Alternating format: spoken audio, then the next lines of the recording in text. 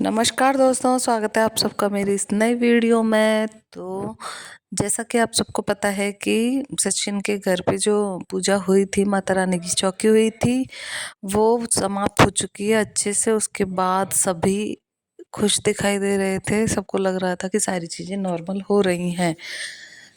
उसी के बाद सारे क्रिएटर्स अपने अपने घर चले गए और सचिन के फैमिली और रिश्तेदार भी अपने अपने घर चले गए। उनकी माँ भी जाने वाली थी, लेकिन मनीषा ने उनको फ़ोन करके मना किया कि प्लीज़ माँ आप मत जाइए।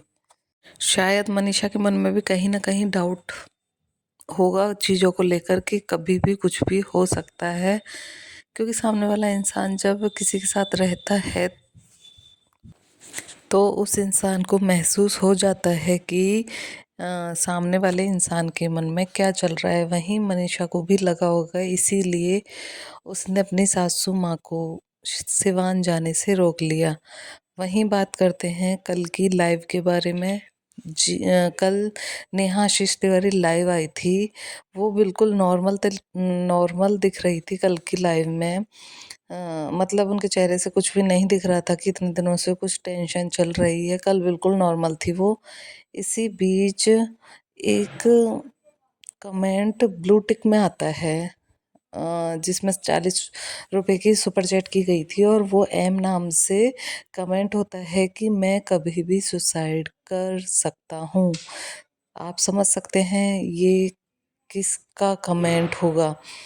समझदार को इशारा काफ़ी है। जी हाँ, जहाँ तक इस कमेंट को पढ़कर लगा, सबको यही लगा कि ये सचिन का कमेंट है। सबको लग रहा था कि सचिन अब वापस से अपनी लाइफ रीस्टार्ट करने की सोच रहा है, मनीषा के साथ खुश रहने की सोच रहा है, मनीषा के साथ नई ज़िंदगी बिताने की सोच रहा है। लेकिन नहीं, उसके दिमाग में कब क्या चल रहा है ये कोई नहीं जान सकता।